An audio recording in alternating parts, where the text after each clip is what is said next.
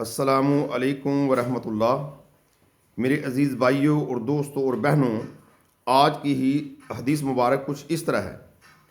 حضرت حسن بصری رحمۃ اللہ علیہ سے مرسل روایت ہے، رسول اکرم صلی اللہ علیہ وآلہ وسلم سے بنی اسرائیل کے دو آدمیوں کا تذکرہ کیا گیا۔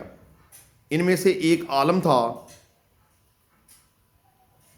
وہ فرض نماز پڑھ کر بیٹھ جاتا اور لوگوں کو خیر اور علم کی تعلیم دیتا، جبکہ دوسرا شخص دن کو روزہ رکھتا اور رات کو قیام کرتا۔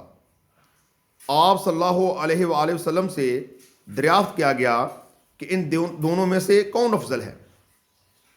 تو رسول اکرم صلی اللہ علیہ وآلہ وسلم نے فرمایا، اس عالم کی جو فرض نماز پڑھ کر بیٹھ جاتا ہے اور لوگوں کو خیر کی تعلیم دیتا ہے، اس پر عابد جو دن کو روزہ رکھتا ہے اور رات کو قیام کرتا ہے، اس طرح فضیلت ہے جس طرح میری تمہارے ادنا پر فضیلت ہے۔